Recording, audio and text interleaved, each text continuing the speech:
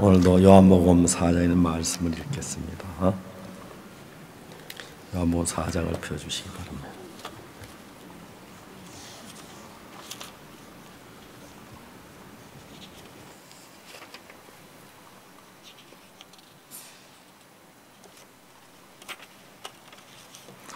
요한복음 4장 15절부터 26절 말씀까지 읽겠습니다. 찾으셨으면 제가 읽겠습니다.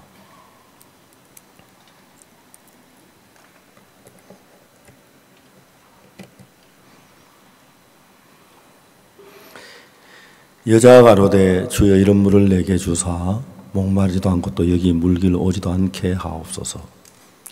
가라사대 가서 내 남편을 불러와라. 여자가 대답하여 가로되 나는 남편이 없나이다. 예수께서 가라사대 내가 남편이 없다 하는 말이 옳도다. 내가 남편 5이 있으나 지금 있는 자 내 남편이 아니니 내 말이 참되도다. 여자가 가로되 주여 내가 보니 선지자로소이다. 우리 조상들은 이 산에서 예배하였는데 당신들의 말은 예배할 곳이 예루살렘에 있다 하다이다. 예수께서 가라사대 여자여 내 말을 믿어라. 이 산에서도 말고 예루살렘에서도 말고 너희가 아버지께 예배할 때가 이르리라. 너희는 알지 못하는 것을 예배하고 우리는 아는 것을 예배하노니 이는 구원이 유대인에게서 남이니라. 아버지께 참으로 예배하는 자는 신령과 진정으로 예배할 때가 오나니 곧 이때라. 아버지께서는 이렇게 자기에게 예배하는 자들을 찾으시느니라. 하나님은 영이시니 예배하는 자가 신령과 진정으로 예배할지니라. 여자가 가로되 메시아 곧 그리스도라 하는 이가 오실 줄을 내가 아노니 그가 오시면 모든 것을 우리께 고하리이다. 예수께서 이르시되 내게 말은 내가 그러라 하시니라. 거기까지 읽었습니다. 저희들 여기 목사님들, 전사님, 목회자들은 6시 반쯤 이렇게 아침 일찍 도착을 합니다. 도착을 이쪽 이렇게 복도에서 의자를 놓고 목사님들도 이제 서로 성경 공부를 하고 이제 그렇게 신앙에 대한 말씀을 듣고 합니다. 한 6시 반쯤 되면 그라시아 삽창단이 와서 이제 오늘 부를 노래를 연습을 합니다. 여기서 이제 여기서 듣는 것보다 복도에서 들으면 울림이 좀 더 좋아요. 복도에서 이제 한쪽에는 말씀을 전하고 한쪽에 그 뒤에 백 뮤직이라 그럽니까? 음악이 막 나오는데 여기서 듣는 것보다 훨씬 아름다워요.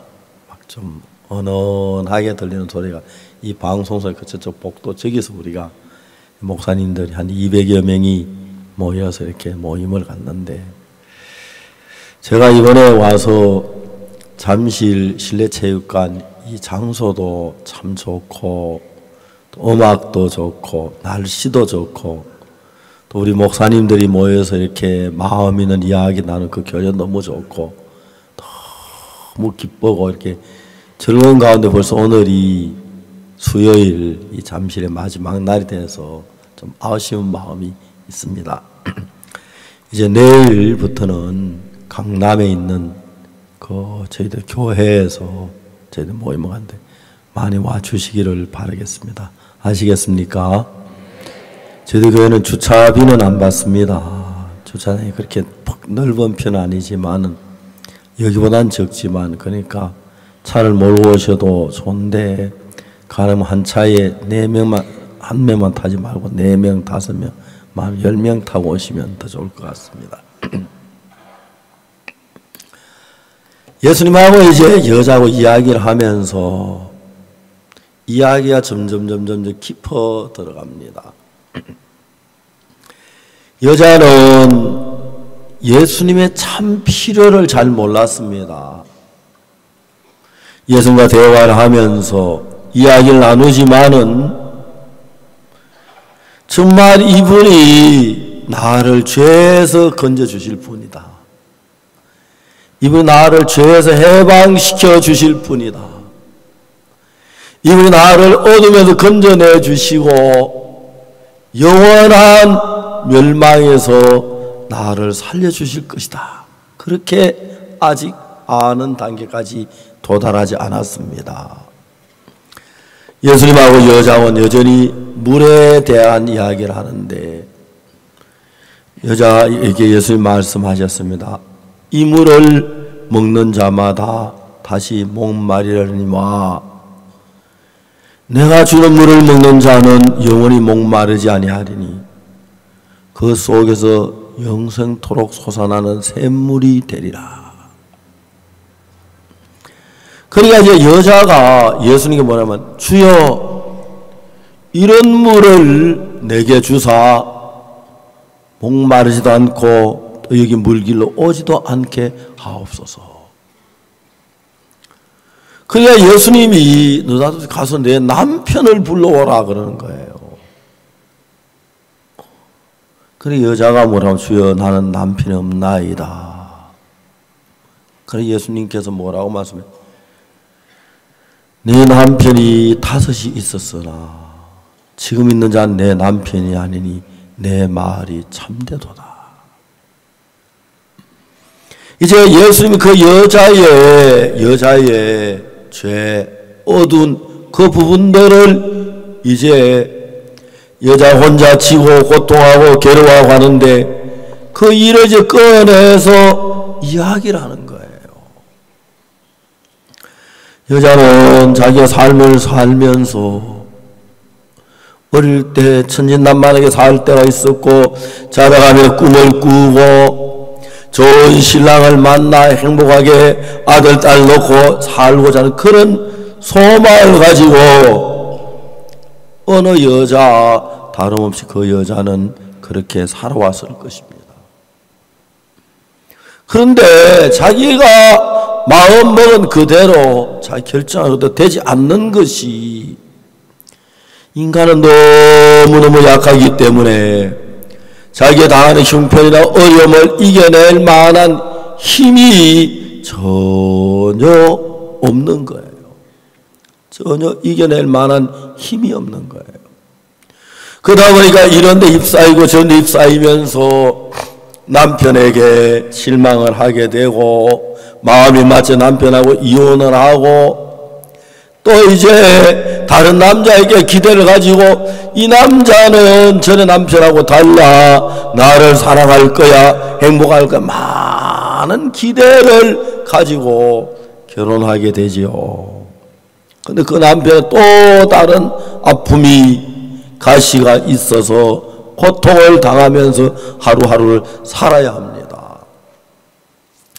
그러다 보니 이 여자의 계획에 설계에 전혀 없는 이혼이라는 게 이루어지고 그 다음에 남편과 헤어지고 새 남편 얻고 그 다음에 내가 왜 이랬지 내가 정말 잘못했어 돌이켜 그래도 이제 이 여자가 저지른 그 죄에 대해서 어떻게 벗어날 수 있는 방법이 없습니다. 그러니까 이제 예수님이 뭐라고 말하냐면 내가 메시아다 내가 그리스도다 그 이야기에까지 도달하는 이야기를 읽었습니다. 우리가 율법을 잘 지키고 죄를 짓지 않고 선한 삶을 살 수 있다면야 예수님이 안 오셔도 되겠죠. 예수님이 여러분 이 세상에 오셨다고 하는 것은 우리가 우리 힘으로 죄를 해결할 수 없는 것입니다. 구약에 이스라엘 백성들이 애굽에 나와서 호렙산에 시내산에 이르렀을 때에 하나님께서 모세를 보고 모세야 너는 시내산 위로 올라와라 올라갔습니다. 하나님 모세에게 십계명 2개의 돌판을 주었는데 모세 십계명 2개의 돌판을 들고 내려오려고 하니까 하나님이 잠깐 모세야 너는 내려가서는 안 돼. 그러면 이제 하나님이 모세에게 뭘 보여주면 하늘나라의 성전을 보여줬어요. 하나님의 성전에 제단이 있고 물두멍이 있고 떡상이 있고 등대가 있고 향단이 있고 법궤가 있는 그걸 하나하나 보여주신 것입니다. 왜냐하면 십계명 법이 내려오면 인간은 죄를 범하게 되는데, 죄를 범하기 위해서는 죄를 속할 만한 제단이 필요하고, 이제 제사를 죄를 사해야 하기 때문에 그 제단을 이제 하나님 보여주고, 물두멍, 떡상, 이제 이런 제사를 통해서 죄를 해결하는 그 길을 우리에게 이제 보여주시려고 하시죠. 그리고 이제 그 제단이 아직 만들어지지 않는데 모세가 십계명 두 돌판 들고 이제 마음에는 하나님의 성전을 담고 산에서 내려오고 있는 것입니다. 내려오는 같이 가던 여호수아가 모세에게 진중에서 싸우는 소리가 납니다. 모세가 여호수아에게 얘기합니다. 내가 듣기에는 노래 소리도 아니고 정말 싸우는 소리도 아니고 배하여 부르짖는 이야기도 아니라 노래 소리로라. 그래 시내가 가까이 오고 그들은 이제 금송아지를 만들어 놓고 이게 우리 하나님이라 우상을 막 거기에 절하고 거기에 노래하고 금송아지를 찬양하고 있는 거예요. 모세가 너무너무 당황했습니다. 죄를 지었는데 법이 없을 땐 죄를 죄로 여기지 않는데 십계명 두 개 돌판이 왔으니 거기에 제1은 내 앞에 다른 신을 두지 말라, 제2는 너를 우상을 만들지 말라, 두 개의 법을 어겼으니까 문제는 하늘나라에 있는 성소가 있고 제단이 있고 속죄소가 있다면 죄를 범한 그 죄를 씻을 수가 있는데 하늘나라에는 속죄소도 있고 제단도 있고 법궤도 있고 등대도 있는데 이 땅엔 아직 제단도 없고 향단도 없고 떡상도 없고 등대도 없고 법궤가 없고 속죄소가 없는 거예요. 너무너무 어려웠습니다. 죄에 빠졌으니까. 그래서 금송아지 만든 죄로 3,000명이 그날 죽임을 당합니다. 3,000명이나 되는 많은 사람이 죽임을 당합니다. 3,000명이 죽임을 당했다고 죄가 씻어지는 건 아닙니다. 이튿날 모세가 하나님 앞에 다시 나아가서 엎드려 기도합니다. 하나님, 할 수만 있으면, 이 이야기는 출애굽기 32장에 나옵니다. 죄를 사해 달라고, 그렇지 않으면 생명책에서 내 이름을 지워버려 달라고. 근데 하나님이 그들의 죄를 사하시지를 않는 거예요. 왜요? 피 흘림이 없이는 죄 사함이 없느냐. 제사를 드려야 했어요. 그래서 이제 모세가 얼른 사람들에게 말합니다. 여러분, 우리가 제단을 만들어야 합니다. 법궤를 만들어야 합니다. 떡상을 만들어야 합니다. 금이 필요합니다. 금이나 은이나 동이나 나무나 모두 하나님 앞에 절거히 예물을 드리십시오. 이스라엘 백성들이 살기 위해서 어떤 여자는 귀걸이를, 금으로 만든 귀걸이를 뽑아다 하나님께 드립니다. 어떤 여자는 손에 금반지를 뽑아다 주고 은을 드리고, 특히 해막에 수종도는 여자들은 거울이 이제 수종도로 나갈 때마다 거울을 보는데 그 거울이 그 당시에 동경이라고 해서 노수로 만든 거울인데 우리는 아무것도 드릴 거 이 노수로 만든 거울이라도 드려서 하나님 앞에 성소를 만들게 되기를 바란다고. 그러면서 그들이 많은 이제 재물을 하나님께 드립니다. 그래서 이제 모세가 올리앗과 부사렛을 불러가지고 그 금을 가지고 그 아카시아 나무를 가지고 그 놋을 가지고 제단을 만들고 등대를 만들고 향단을 만들고 덕상을 만들고 법궤를 전부 만들었습니다.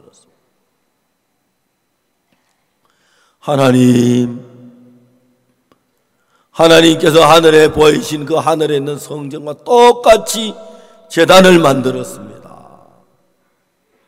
하나님 하늘에 있는 그 성전에 똑같이 등대를 만들었습니다. 떡상을 만들었습니다.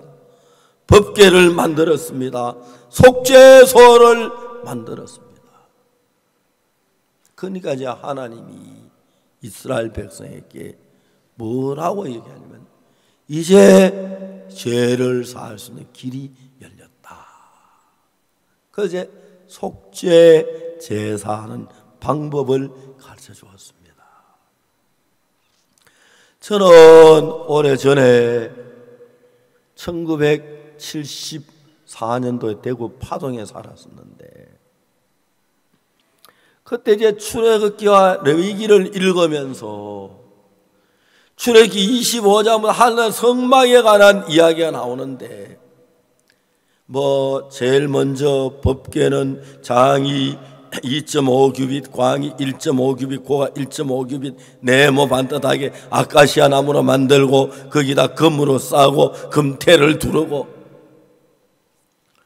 그래서 몇 날 며칠 동안 제가 거기다가 제단을 법궤를 성경 모양 그대로 그려봤습니다. 법궤를 그리고 그 다음에 제단을 그리고 물두멍을 그리고 성경에 있는 그대로 그림을 그리고 성막을 그리고 그 다음에 쭉 그려보니까 내 마음 안에 하늘나라에 있는 성소를 모세가 본 것을 못 봤지만 내 마음의 성소가 다 그려지더라고요. 그래서 출애굽기 25장부터 40장까지 어떻게 제단을 만들고 어떻게 법궤를 등대를 만들고 향단 쭉 이렇게 다 이제 만들어지고 세우는 이야기가 출애굽기 40장에 딱 나타나면서 출애굽기가 끝이 납니다. 너무너무 재미가 있는 거예요. 성경을 읽으니까. 그래서 이제 출애굽기를 딱 이제 마치고 레위기하고 딱 넘어갔는데 레위기 1장에 이제 범죄에 관한 이야기가 나오고 소제, 화목제 쭉 나오다가 레위기 4장에 들어가면서 속죄제라고 하는 제사가 레위기 4장에 나오는 걸 봤습니다. 이제 이 속죄제사는 이스라엘 백성들이 정말 그 모세가 시내산에 내려왔을 때 그들이 금송아지를 만들고 우상을 섬길 때 얼른 거기에 성소가 있고 제단이 있고 법궤가 있었으면 속죄 제사를 드렸으면 3,000명이 죽지 않고 죄를 다 사함을 받을 수가 있는데 이게 없어서 3,000명이 죽었구나. 그래서 어떻게 제사를 드리고 자세히 해서 레위기 4장을 전부 다 이제 읽어보니까 제일 처음에 제사장이 죄를 범했을 때 어떻게 해라 하는 제사법이 나오고 그 다음에 온 애중이 죄를 범했을 때 어떻게 해야 죄가 씻어지는 그 이야기가 나오고 그 다음에 족장들이 죄를 지었을 때 어떻게 해라. 그래 평민들이 죄를 지었을 때 어떻게 해야 되느냐. 그래서 제가 그걸 차근차근 제사법을 전부 다 배웠습니다. 그래서 제가 제사장이 돼가지고 마음 안에서 양을 잡고 소를 잡아서 제사드린 그 마음 안에 제사를 내 마음에 지내봤습니다. 근데 성경은 그렇게 하면 죄가 사해진다고 쭉 너무 신기한 거예요. 자, 우리 레위기 4장 제사법에만 조금 보고 이야기를 계속하고 싶습니다. 레위기 4장을 찾아주십시오. 구약성경 창세기, 다음에 출애굽기, 그 다음에 레위기입니다. 레위기 4장은 속죄 제사, 죄를 사하는 제사 이야기가 나오는데, 여러분 이 사실은 꼭 한번 알아둬야 합니다. 그리고 여러분 아마 이런 이야기는 오늘 아까 저 사회는 박영준 목사님 말씀대로 테이프라는 사람이 자세히 들어보고 여러분 머리에 딱 이렇게 익어지면 신앙생활 죄가 있을 때 진짜 마음에 은혜를 입을 수 있기 때문에 꼭 아마 테이프에서 한 번 더 들어보시고 자세히 이건 한두 번 더 잘 이해 안 할 수 있으니까 알았으면 좋겠습니다. 레위기 4장 좀 넘어가서 1절에는 기름 부음 받은 제사장이 죄를 보면서 어떻게 제사함 받는 방법이 1절부터 나옵니다. 다음에 13절에는 만일 이스라엘 온 회중이 이스라엘 모든 무리가 죄를 지었을 때 어떻게 죄사함 받는 이야기가 13절에 나오고요. 다음에 22절에는 만일에 족장이 그 하나님 여호와의 죄를 범했을 때 어떻게 하면 죄사함 받는 이야기가 나오고, 그 다음에 27절에는 평민의 하나가 죄를 범했을 때 어떻게 하면 죄사함 받는 그 이야기가 나옵니다.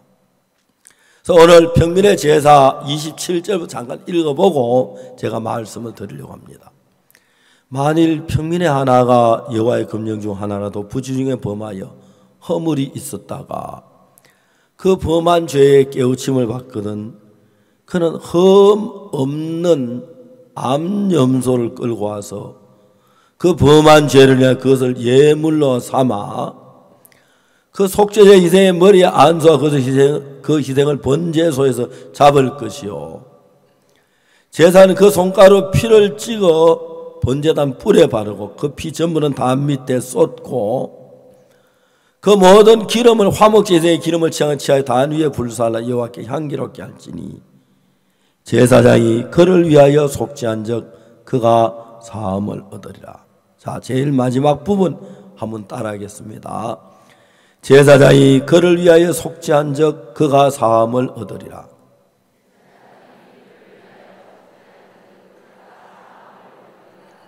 자, 이제 오늘 우리가 지금 사마리아 여자 이야기로부터 이야기 비롯되는데, 사마리아 여자가 율법을 어기고 죄를 범했다고 해봅시다. 요한복음 4장에 사마리아 여자에 대한 이야기가 나오고 요한복음 8장에 가늠한 여자에 대한 얘기입니다. 그 가늠한 여자가 죄를 범하고 간음을 해서 율법을 어겼으면 죄인이 됐습니다. 그러니까 여러분, 죄를 범한 이 사람은, 율법을 어긴 사람은 아무리 자기가 율법을 그 뒤로 잘 지켜도 여전히 율법을 잘 지킨다고 그 죄가 그냥 남아있는 것은 아닙니다. 그래서 여러분, 죄를 범한 사람이 죄를 범하면 율법을 지켜야 하는 게 아니라 제사를 하나님 앞에 드려야 합니다. 알겠습니까? 율법을 지키는 건 지키는 거지만 율법을 지킨다고 죄가 사해지는 건 아닙니다. 율법을 지켜 우리가 죄를 범해서 죄는 죄사를 통해서 죄사함을 얻어야 하는데, 지금 말하는 히브리 4장 27, 레위기 4장 27절 이 이후의 말씀들은 우리가 어떻게 죄 사함 받는지 그걸 자세히 설명하고 있습니다. 이제 여러분, 이스라엘 백성들이 금과 은과 나무를 가져와서 성소를 하늘나라에 있는 모양 똑같은 모양으로 지었습니다. 그런데 여러분, 죄를 범한 사람들이 앞으로 율법을 잘 지켜야 되는 게 아닙니다. 가늠한 여자나 사마리아 여자는 죄를 범했습니다. 그런데 여러분, 그들이 잘못 율법을 어겼을 때 이미 죄를 범한 사람 아무리 앞으로 율법을 잘 지켜도 멸망과 저주를 받을 수밖에 없는 것입니다. 그래서 여러분, 죄를 범하다 율법을 잘 지켜야 하는 게 아니고 예수 그리스도를 만나고 죄 사함을 받는 제사를 드려야 하는 것입니다. 제사를 드려야 하는. 그러니까 여러분, 우리가 제사를 드리는 이 제사를 정확하게 드리면 우리 죄가 정확하게 사해집니다. 어떤 분은 하나님 아버지 죄를 용서해 주시고 기도한다고 죄가 사해진다고 생각하는 사람이 있습니다. 아닙니다. 기도함으로 죄가 사해지는 게 아니고 회개하면 죄가 사해진다고 생각하는데 그것도 아닙니다. 회개라면 죄를 뉘우치고 돌이키고 죄사함을 받아야지, 회개하는 것을 끝났을 때 절대로 죄가 사해지지 않습니다. 왜냐하면 죄는 피를 흘려야 사해진다고 성경에 이야기하는 것입니다. 이스라엘 백성이 죄를 지었습니다. 죄를 사할 길이 없는데 하나님께서 모세에게 보이는 하늘나라 성전과 똑같은 성전을 이제 출애굽기에 다 만들어졌습니다. 그 성전이 다 만들어지니까 레위기 1장에 번제는 이렇게 드리고 소제는 이렇게 드리고 화목제는 이렇게 드리고 속죄제는 이렇게 드리고 쭉 이야기하는데, 우리가 죄를 지어서 제사드린 제사를 가지고 속죄제라고 말합니다. 이해가십니까? 한번 따라해 봅시다. 속죄제. 속죄제.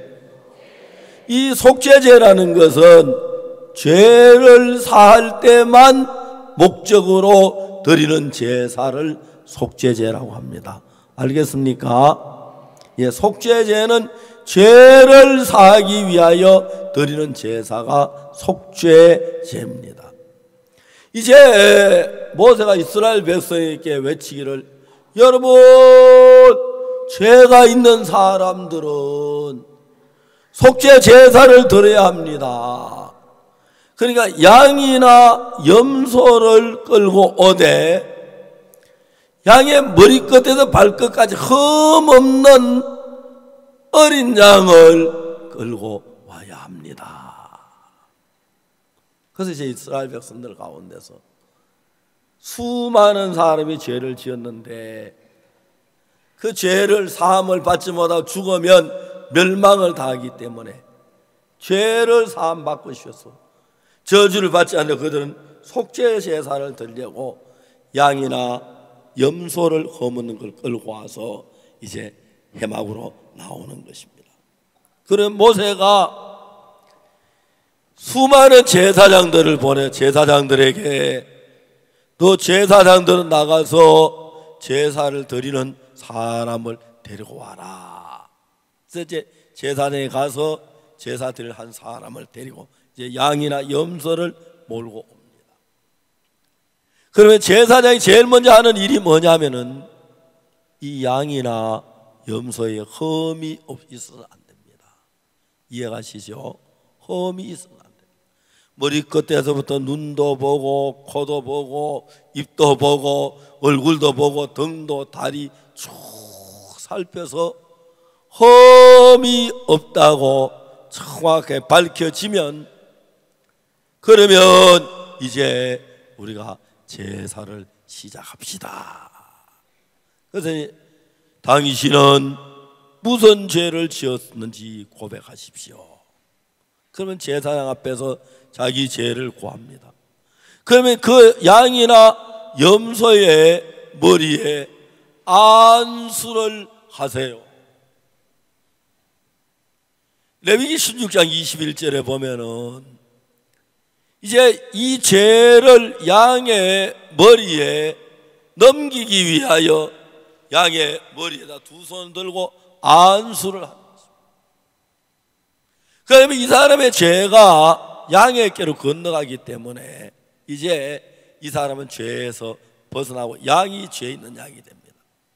그럼 이제 제사장 그 양을 끌고 어디로 가냐면은 회막 번제소에 양을 잡는 곳으로 데려갑니다. 그때 끌려가는 그 양을 가지고 무슨 양이라고 하냐면 죄 지고 가는 어린 양이라 그럽니다. 알겠습니까? 죄 지고 가는 어린 양. 예수님께서 세례 요한에게 세례를 받으셨습니다. 세례 요한이 요나단 세례를 받아 예수님이 오셨는데 예수님이 세례를 받으시려고 하니까 요한이 깜짝 놀랍니다. 선생님, 내가 선생님께 세례를 받아 당신이 내게로 오시나이까? 예수님 말씀하십니다. 이제 허락해라. 우리가 이와 같이 하여 모든 의를 이루는 것이 합당하냐. 모든 의를, 죄를 사하는 걸 말하죠. 요한은 그래서 예수님 머리에 세례를 베푸시고 예수님 머리에 안수하면서 기도를 했습니다. 그 기도가, 예수님이 세례를 받으신 것은 예수님이 죄를 사함받기 위하여 회개하는 세례를 베푼 게 아닙니다. 예수님은 죄가 없으시니까. 그 세례 받은 의미는 제사의 인류의 모든 죄를 예수님께 넘기기 위한 그 머리에 안수하는 안수식이었습니다. 세례 요한이 이튿날 다시 요단강에 나가니까 어제 예수님이 오시는 걸, 어제 만난 예수 다시 오셨습니다. 그때 세례 요한이 뭐라 합니까? 보라, 세상 죄를 지고 가는 하나님의 어린 양이로다. 이제 여기 구약시대에 속죄 제사를 드리기 전에 먼저 이제 양이 흠 있는가 없는가 사사치 살펴봤습니다. 흠 없는 양이라는 것은 예수님께서 하나님의 어린 양으로 오셔서 죄를 하나도 범치 않은 깨끗한 양인 걸 가르쳐 말합니다. 그러면 이제 우리가 평민이 죄를 지을 때 그 죄를 사하기 위하여 이제 제사를 드리면서 머리에 손을 얹고 이제 기도할 때 제사가 이루어 시작되는데, 예수님이 유월절 날 구약 유월절에 양 잡는 그 양은 이제 여러 가지 의미가 있는데, 첫째, 창세기 4장에서 가인이 있고 아벨이 양을 잡을 때는 그 양은 아벨 한 사람의 죄를 위하여 죽습니다. 근데 여러분, 출애굽기 12장에 거기 유월절 어린 양은, 그 양은 한 가족을 살리기 위하여, 한 가족의 죄를 위하여 죽임을 당합니다. 이스라엘 백성이 7월 10일 날 대속죄일 날 이제 양을, 그 양은 이스라엘 한 민족을 위하여 죽임을 당합니다. 그런데 세례 요한에게 안수를 받고 세례를 받고 죄를 지은 그 양은, 어린 양 예수님은 전 인류의 죄를 위하여 십자가에 못 박혀 죽으시는 것입니다.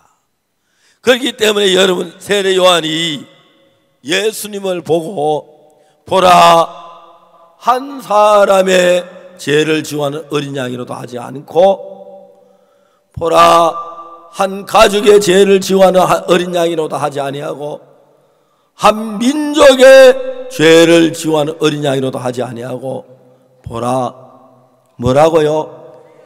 세상 죄를 지고 가는 하나님의 어린 양이로다 라고 말했습니다.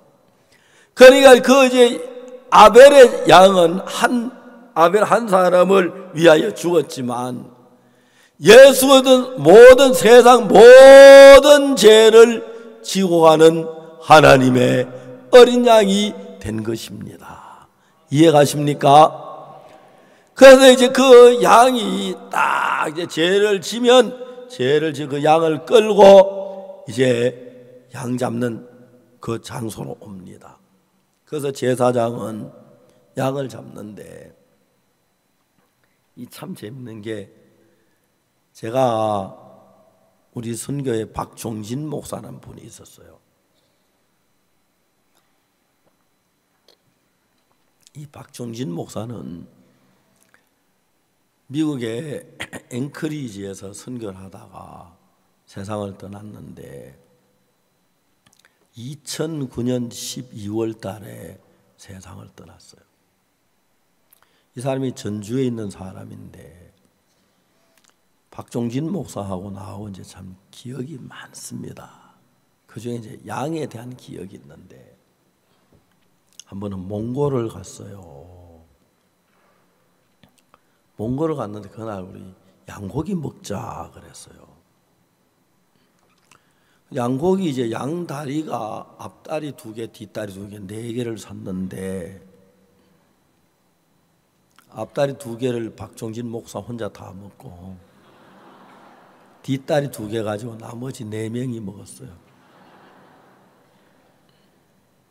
박종진 목사 이제 체격이 절구통이에요. 절구통이요. 키도 크고 뚱뚱하고 이야기를 하는데 이 사람은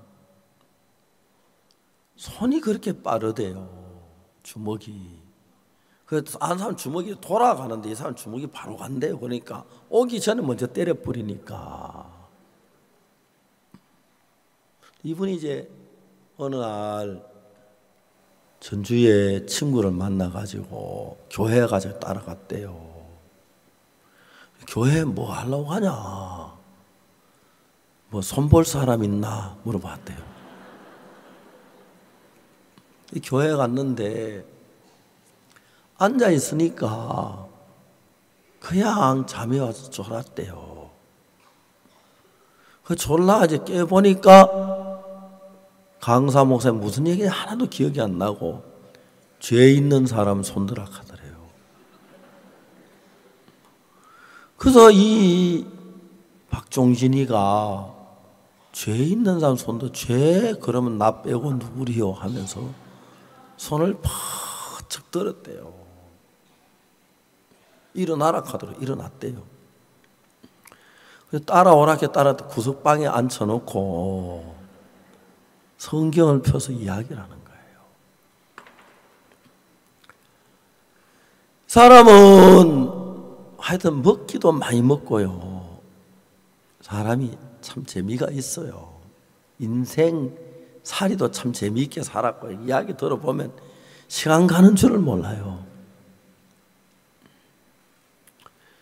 그날 밤 그는 참 죄가 많았는데 아무 기억이 안 나고 그 이제 그 한 방에 들어 목사님의 이야기를 듣다가 보니까 너무 신기한 게 죄가 다 없어진 거예요. 마음 안에서. 그리고 이야기를 마치고 나오니까 예배당에 불이 꺼지고 캄캄하고 아무도 없더래요. 그래 어두운 밤거리를 막 뛰어가면서 내 죄가 없어졌다. 내 죄가 없어졌다. 내 죄가 없어졌다. 그러면 이제 막 갔대요. 그래 그때부터 그 깽 두목이 교회 이제 구석방에 들어와 살기 시작하는 거예요. 어느 날 깽들이 와가지고 왜 거인은 나오라고 막 목사님 구원 한 달만 연기하면 안 됩니까? 전원들 좀 버릇 좀 고쳐놓고 다시 오면 안 됩니까? 하여튼 뭐 이야기가 많아요. 그래야 이제 뭐 참 이랬다가 교회에서 이제 결혼을 해서 예쁜 자매로 결혼을 했대요. 집이 없어가지고 아무데나 모르고 산에다 이제 비닐하우스를 쳐놓고 이제 거기 사는데 시청에서 와서 그거 막 지어도 막 오락하더래요. 이 사람은 그냥 진짜 시청에 가지고 담당 그 사무관 책상 위에 딱 걸터 앉아가지고 나 이 좀 마음 좀 자꾸 살락하니까 마음 못 잡겠네. 그러니까 이 사람이 뭐 벌벌 떨면서 그냥 뭐 불편한 거 없냐고 가서 하시라고. 그래서 비닐하우스 그래 해결됐다 하더라고. 근데 이제 옛날에 그 깡패로 있을 때, 두모로 있을 때는 오전 10시쯤 일어나가지고 얼마나 많이 저 계란을 한 판을 전부 다 깨가지고 사발에 한 사발 마시고 통닭 한 2마리 먹고 그리고 라면 한 4개 끓여 먹고 그러면 이제 좀 먹은 것 같대요. 그 체육관에 가서 운동하고 저녁에 이제 술집에 가서 힘쓰고 이제 그렇게 사는데 이제 그 교회에 오니까 삶이 참 어려운 거예요. 그냥 뭐 옛날 하던 건 쉬운데. 그래서 교회에서 그래도 일을 해야 한다면서 리아까 장사를 시켰대요. 시장에 딸기를 가져서 딸기 사세요, 딸기 사세요. 그러니까 딸기 장사하는 게 너무 어려운 것이, 리아까를 세워놓을 때는 그걸 세우면 나가라 하고 여세면 안 된다 그러고, 막 너무 화가 딸기가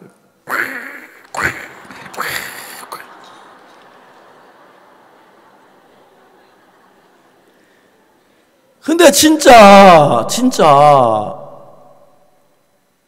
너무 신기한 것은 그쪽 세계 가면 좋은데 이쪽 세계는 고달프고 막 안 풀리지만 이렇게 사는 게 너무 평안한 거예요. 너무 평안한 거예요. 그래서 한국에서 이제 그때 우리 중국 선교사로 중국에 갔는데 공안학교에 잡혔어요. 잡혀가 이제 조사를 받는데 물으면 자기 과거 이야기를 쭉 하는 거예요. 근데 중국 공안은 예수 믿는 복음을 들으면 법적으로 안 된다 하더라고요. 자기 이야기를 쭉 이제 복음을 전해서 잠깐만, 혹시 저 설교하는 거 이거 아니고 내 과거. 진짜 이 사람이 너무너무 주님을 사랑했어요. 그 더러운 죄를 사함받고 깡패 세계가 살면 대접받고 막 그러는데, 한 번은 이제 시골 작은 교회인데 집회를 딱 갔는데 거기 이제 자매가 교회 나가면 아버지 미워가지고 깡패들을 보냈더래요.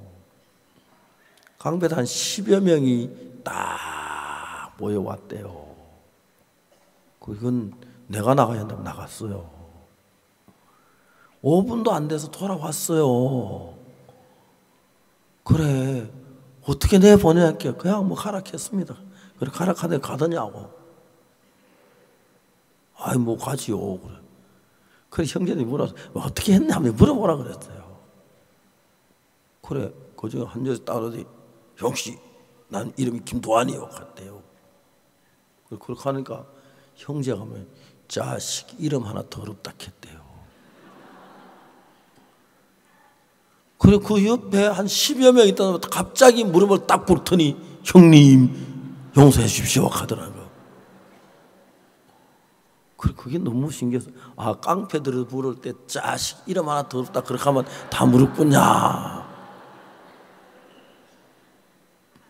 그러니까 이제 그게 또 그 원리가 있더라고. 저도 몰랐는데 10명이 딱 있는데 내 이름 김도환이요 하니까 자식 이름 하나 더럽다. 그렇게 할 만한 담을 가진 사람이 없다는 거죠. 10명 앞에서. 그리고 다른 얘기인데 너 10명 덤벼봐 이놈들아. 그런 자신이 없으면 그런 얘기 못 한다는 거죠. 그 길을 탁 끊는다 하더라고요. 그래서 나도 깡패들 자식 이름 하나 더럽다. 그러면 되냐면 이렇게 알아서 하라 하더라고요. 이 사람이 진짜 어렵게 살았어요. 비닐하우스부터 딸기 장사, 버스, 추럭 조수. 옛날에는 그냥 성자 뒤에 탁 앉아가 살고 남자같이 운전에 운전기사 데리고 하지 그러고 운전도 안 배웠다 하더라고. 트럭 조수는 그래 어려웠는데 그가 받은 예수님의 사랑이 너무 큰 거예요. 그날 밤 죄 있는 사람 손들에게 갔는데 그 조그마한 방에 앉혀놓고 얼마 동안 이야기하면서 어떻게 예수님의 피가 내 죄를 산 그 이야기를 자세히 들으면서 그 마음에 죄가 사해진 거예요. 내가 이렇게 추하고 더럽고 악하게 살았는데 예수님 아니면 누가 내 죄를 씻어주겠나? 그 예수님의 죄 사함을 받고 보니까 그 사랑이 너무 커서 어떤 어려움을 당하고 어떤 고난을 당하고 어떤 괴로움을 겪어도 다시 그 세상으로 가기 싫은 거예요. 세상에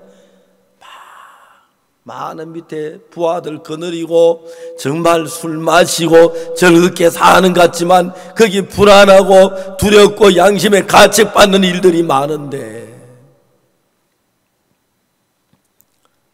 제가 한 번은 아이와 월드 캠프를 하는데 장관님들이 여러 분 오시죠. 오면 제가 이제 이동할 때 제 승용차에 장관 한 분씩 태워가면서 장관하고 이야기를 해요. 어떤 장관님이 나한테 무슨 얘기를, 자기가 장관이 됐대요. 장관이 되니까 모든 대우가 달라지더래요. 아침에 출근하면 많은 사람들이 자기 명예에 복종하고 막 너무 좋더라. 야, 장관 너무 좋다. 한평생 장관만 했으면 좋겠다. 한 1년을 지나고 나니까 장관 같지 않았을 때 있던 그 양심에 가책되는 일들이 막 일어나더라고요. 목사님, 저는 장관이지만 양심에 가책되는 일을 너무 많이 했습니다. 제가 괴롭습니다. 어떻게 하면 됩니까? 어떤 장관님은 저한테 이런 얘기해요. 목사님, 저는 모슬림입니다. 근데 저도 예수님 피로 제사함을 받을 수 있습니까?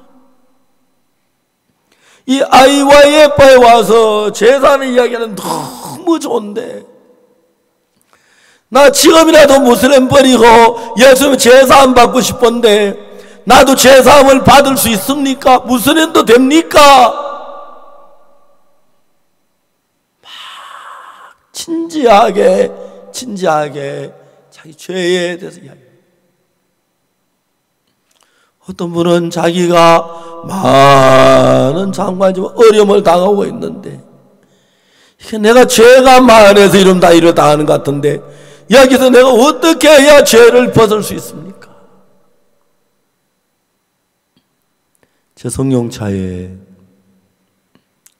운전하는 형제가 타고, 죄송합니다, 제가 영어를 잘 못하니까 항상 장관님 이야기할 땐 통역을 데리고서 이야기를 합니다.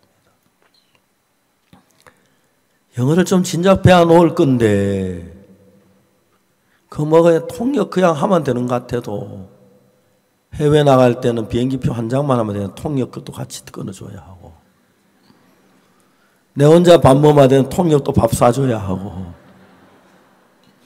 내 혼자 잠자면 통역도 침대 하나 줘야 하고, 통역도 구원을 받으니까 자기 일처럼 하니까 참 감사하죠.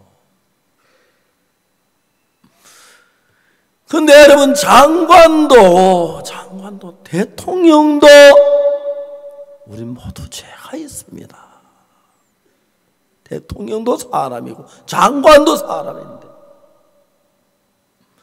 저는요 승용차에 좌석이 4개라는 게 너무너무 좋아요. 4개가 꼭 필요해요. 왜? 운전기사 한 사람, 통역하는 사람 하나, 나 장관님 딱 내 자리. 주로 이제 IY 월드 캠프 할 때는 너무 바빠서 그렇게 개적으로 상담할 시간이 많지 않으니까 차를 타고 이제 뭐 이동할 때 이제 본부에서 지령이라 그럽니까? 명령이 내려와요. 어디까지 갈 때 어느 장관을 태우고 가세요. 지시가 와요. 장관을 태우고 옆에서 복음 이야기를 합니다. 여러분, 정말 이 놀라운 사실 하나 가르쳐 드릴게요. 장관도요, 사람이에요. 밥 먹어야 하고요. 밥 늦게 주면 배고프다 해요. 무슨 장관이 배가 고프냐. 근데 똑같더라고요, 우리하고. 장관도 물 마시하고요, 커피 마시더라고요. 내가 믹스 커피 마시면 장관도 믹스 커피 마시시더라고요. 똑같아요. 장관도 우리처럼 마음이 있어요. 마음에 걸리는 게 있고요. 마음에 부담스러운 게 있고요. 가책되는 게 있고, 그걸 씻고 싶어하는 마음은 인간이면 똑같아요. 그래서 저는 알아요. 잘난 사람도 부끄러운 면이 있고요. 진짜 똑똑한 사람도 어두운 면이 있고요. 돈 많은 사람도 양심에 가책받는 일들이 있고요. 그래서 레위기 4장이 너무 좋은 거예요. 죄를 어린 양에게 넘겨주면 어린 양을 잡는데, 그게 너무 신기한 것은요, 돼지를 잡는 걸 봤어요. 제가 기술학교 다닐 때 한 번씩 집에 오면은 제 아버지가, 저도 아들이라고 저를 참 위해요. 시골에 먹을 게 없잖아요. 그러니까 이제 돼지를 잡아요. 돼지가 비싸니까 아버지가 돼지를 한 마리 잡자 하고 의견을 제시해가지고 사람을 모아요. 그래서 돼지 한 마리를 한 10사람이 이제 돈을 나눠내고 돼지를 딱 잡아 이제 갈라가지고 이제 다리 가고 뭐 딱딱 나눠가지고 하나씩 그랬지 하는데, 돼지를 잡을 때 보면 말입니다. 돼지 이제 앞달 뒷발을 묶어놓고 이제 잡는 돼지가 막 목을 찌르 피를 떠면 온 동네가 떠나다 꽥꽥 이제 그 돼지 잡는 소리 그때 나는 거예요. 얼마나 발버둥을 치고 막 과음을 지르고 막 죽을 때까지 막 그래요. 근데 여러분, 양은 아주 순해요. 그냥 양이 서 있는데 길을 딱 잡고 그냥 목을 칼로 찌르면 그냥 그대로 가만히 앉아서 잡아서 아주 죽을 때도 그렇게 온순하게 죽는 게 양이에요. 그러니까 양 잡을 때 뭐 다리 묶고 그럴 필요가 없어요. 그냥 기만 딱 잡고 목을 찌르면 그냥 그대로 딱 앉아 얌전하죠. 우리 주님도 그 틀 깎는 자 앞에 양처럼 잠잠히 끌려갔다 오는데 십자가에 조용히 그냥 끌려가시면 막 못하겠다 막 발버둥을 안 치시고 그냥 십자가에 가셨는데, 일단 이제 죄가 양에게 건너가면은 그 사람은 죄가 이제 벗고 양이 그 죄의 형벌을 받는데, 제사장은 피로 이제 그 목을 찔러 동맥을 찔러서 피를 받아가지고 제일 먼저 그 피로 제단 뿔에다가 바르니라. 내가 그저께 이야기를 했죠. 제단 뿔엔 예레미야 17장 9절에 유다의 죄는 금강석과 철피로 기록되되 그들의 단뿔과 그리고 그들의 마음판에 새겨졌다. 제단 뿔에 이제 죄가 기록이 되는데, 하나님은 항상 우리가 죄를 지으면 제단 뿔에다 기록해 놔요. 왜냐하면 우리가 하나님 앞에 제사들 제단 앞으로 나오잖아, 그죠? 제단 앞에 나오는데 하나님은 죄를, 우리 언제 죄를 보기 원하면 하나님은 나올 때 딱 죄를 보고 나 무슨 죄 지었지 그러는 거예요. 근데 이제 그 죄가 양에게 건너가서 양의 목을 찔러 동맥을 받아가지고 이제 나면 양이 피를 흘리고 죽으면 그 죄는 사해진 거예요. 그래서 양의 피가 제단 뿔에다 바르는 이유는 제단 뿔에 기록된 죄가 이 양이 죽음으로 다 사했으니까 죄의 글씨를 지우는 거예요. 그렇게 제단 뿔에 딱 피를 바르는 겁니다. 레위기 4장 27절 만일 평민의 하나가 여호와의 금령 중 하나도 부중에 범하여 허물이 있었다가 그 범한 죄에 깨우침을 받거든 그는 흠없는 암염소를 끌고 와서 그 범한 죄를 그것을 예물로 삼아 그 속죄제 희생의 머리에 안수하고 죄를 넘기고 그 희생을 번제소에서 잡을 것이요 제사장은 손가락으로 그 피를 찍어 번제단 뿔에 바르면서 죄의 기록이 전부 다 지워지는 거예요. 그러니까 여러분 사마리아 여자가 율법을 어기고 죄를 범했는데 지금부터 율법을 열심히 지켜야 되는 게 아니고 죄를 아무리 율법을 지켜도 죄를 지었으니까 그 죄를 사하기 위하여 속죄 제사를 드려야 하는 것입니다. 알겠습니까? 이해가십니까? 그래서 여러분 이 세상에 예수님이 오셨을 때에 우리가 우리 죄를 넘겨 예수님 머리에다 안수를 해야 하는데 일일이 다 예수님 머리에 안수할 수 없으니까 제사장 대신 세례 요한이 온 인류를 대표해서 예수님을 침례를 베푸시고 올라올 때 머리에 안수를 하는 겁니다. 이해가십니까? 그때 이 세상의 모든 죄가 예수님에게로 넘어간 것입니다. 아시겠습니까? 그리고 그 이튿날 요한이 다시 요단강에서 예수님을 만나는데 그때 요한이 뭐라고 하냐 보라 세상 죄를 지고 가는 하나님의 어린 양이라. 누굴 보고 그랬어요? 예수님을 보고 그랬습니다. 그래서 보라 세상 죄를 지고 가는 하나님의 어린 양이로도 거기에 이 지구 위에 있는 모든 사람의 죄가 세상 죄에 포함된 다 예수님께로 옮겨진 바 되고 그때부터는 예수님께 세상의 모든 죄를 담당하시게 된 겁니다. 자, 이제 여러분이 세상 삶에 죄를 짓고 그러면 내가 죄가 남아있다고 느껴지는 것은 죄를 지은 기억이 있기 때문에 남아있다고 느껴지는 겁니다. 알겠습니까? 이해가십니까?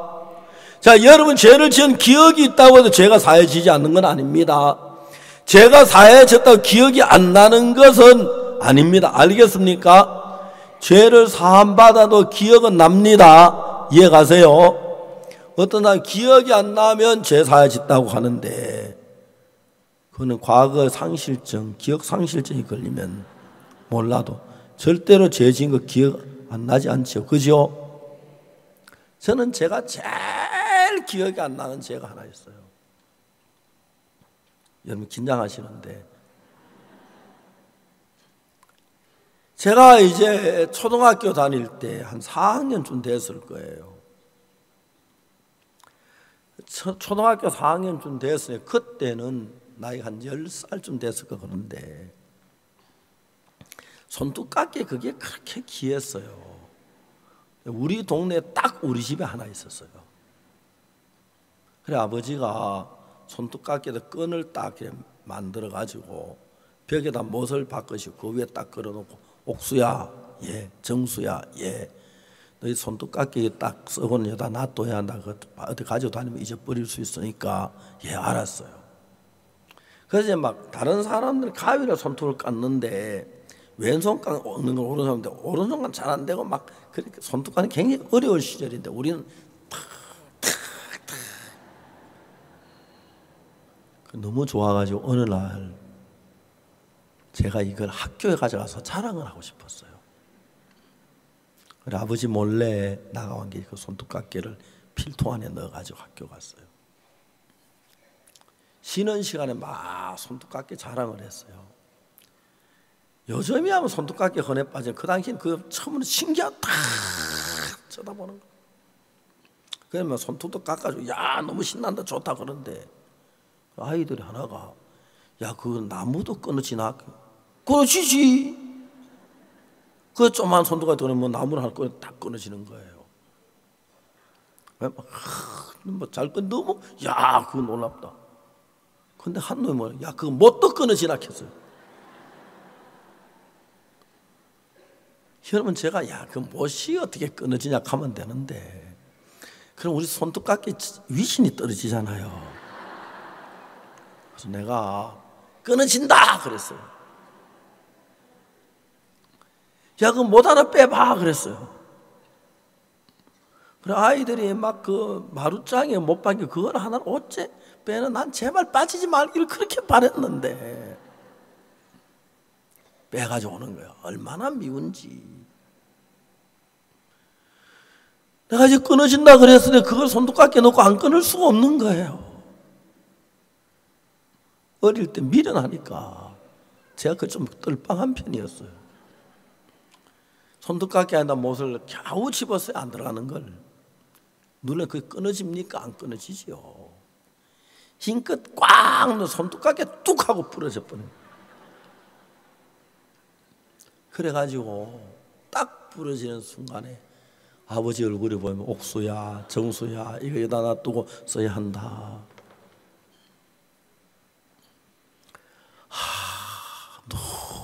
너무너무 두려웠어. 두려운 것보다도 고민은 하면 할수록 고민이 커지고요. 기쁨은 기뻐하면 갈수록 기쁨도 커지고 슬퍼하면 슬퍼할수록 슬픔이 커지는 거예요.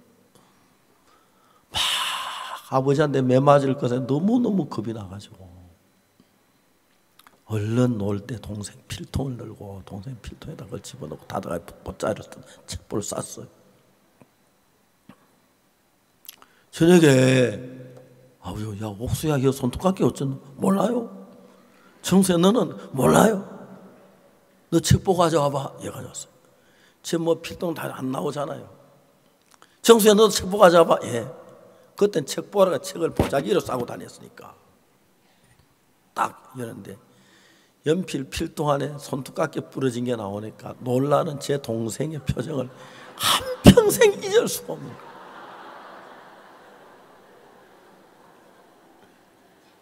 그래서 제가 죄를 잘 동생에게 넘겼어요. 안수도 안 하고. 아버지가 화가 나셨어요. 그 당시는 우리 집에 가보 일로가 손톱깎이였는데 너 이놈 가져다니지 말라 그랬지. 종아리 한 2대 맞은 것 같아요. 옆에서 아버지 내가 그랬습니다. 내가 잘못했습니다. 용서해. 그렇게 해야 하는데 마음엔 그런데 용기가 없어가지고 동생이 두드려 맞는 거 보고 그렇게 괴로워하고 고통했습니다. 먼 세월이 흐른 뒤에 제가 동생한테 사죄를 구했습니다. 동생, 예, 형님 이런 거 하나 보는 게 뭐요? 옛날에 내가 손톱깎이를 뿌려놓고 네 필통 속에 넣었다. 그래가지고 네가 내 대신 매를 맞았다. 그러니까 형님 전 기억도 안 납니다. 근데 저는 뼈에 사무치게 기억이 나.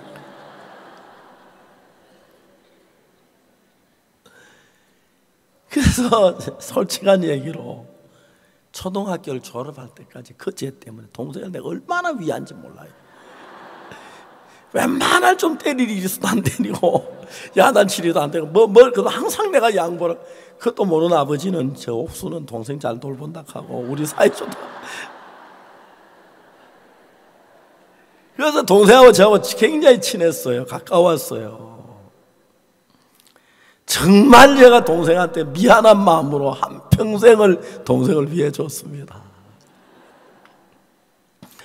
죄라는 것은 우리 마음을 어둡게 하고 정말 우리 마음을 아프게 하는데 이 죄를 씻기 위해서 율법을 지킨다고 죄가 씻어지는 게 아니고 속죄 제사를 드려야만 죄가 사해지는 것입니다. 이해가십니까? 그래서 여러분 구약엔 양을 잡아 제사를 드렸지만 예수님이 하나님의 어린 양으로 오셔서 우리의 죄를 담당하시기 위하여 세례 요한께 세례를 받으시고 안수를 받으시면서 우리의 모든 죄가 예수님에게로 다 넘어갔습니다. 그리고 그 이튿날 요한복음 1장 29절에 이튿날 요한이 예수께서 자기에게 나오심을 보고 가로되 보라 세상 죄를 지고 가는 하나님의 어린 양이로다. 보라 세상 죄를 지고 가는 그 세상 죄 속에 손톱깎이 그 죄도 들어갔습니다. 아멘. 예, 여러분 내 모든 죄가 예수님께로 넘어갔습니다.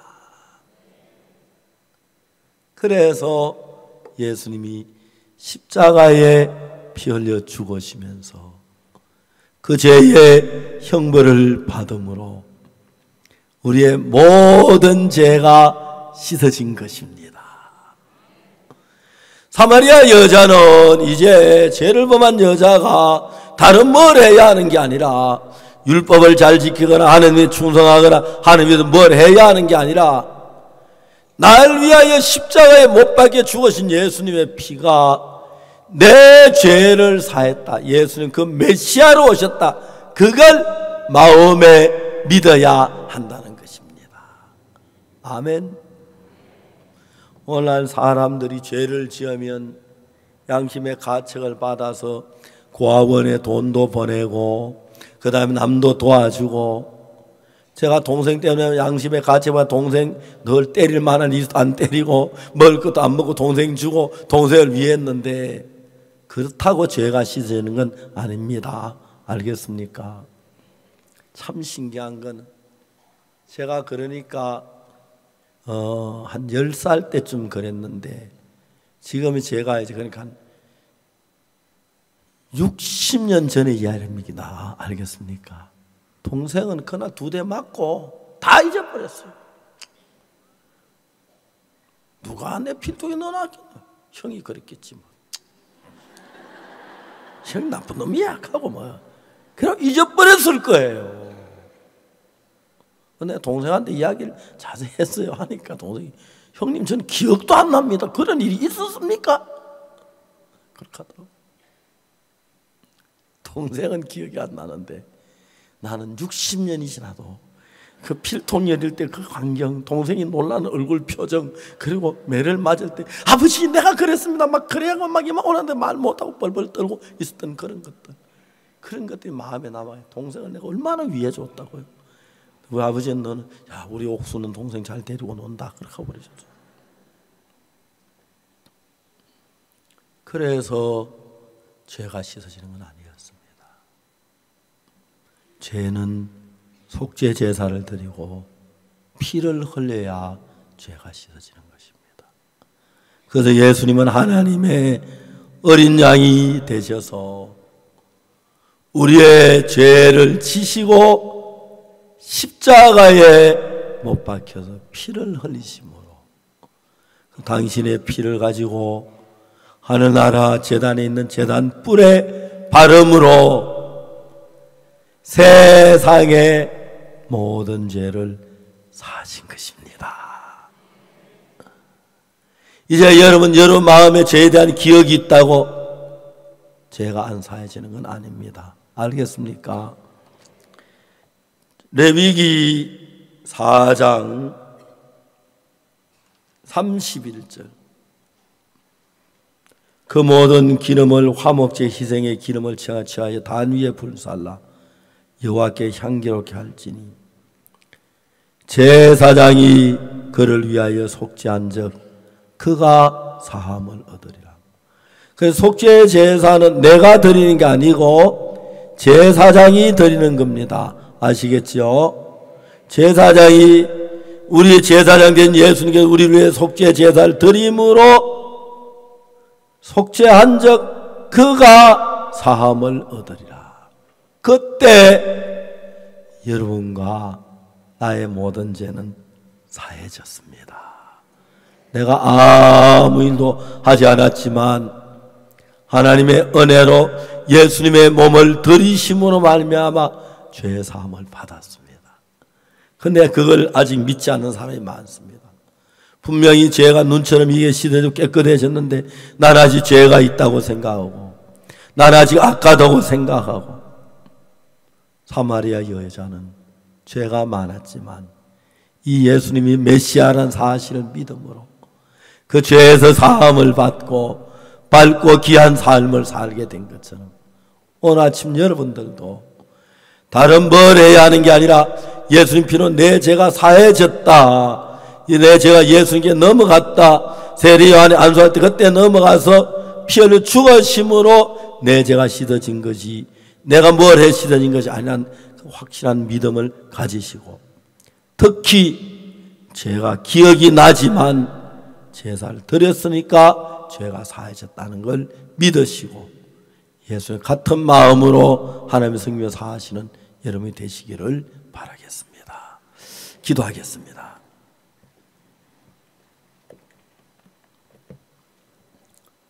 사랑하는 거룩하신 하나님 아버지, 감사합니다.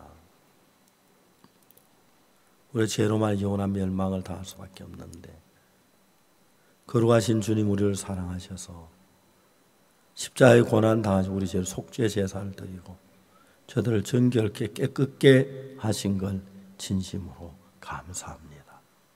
하나님 아버지, 오늘 저들을 축복해 주 이 믿음 속에 거하고 이제 내 마음도 이 사실을 믿음으로 내 마음에 죄가 사해진 건 믿고 하나님께 감사한 삶을 살도록 은혜와 긍휼을 입혀 주옵소서. 감사합니다. 예수님 이름으로 기도드립니다.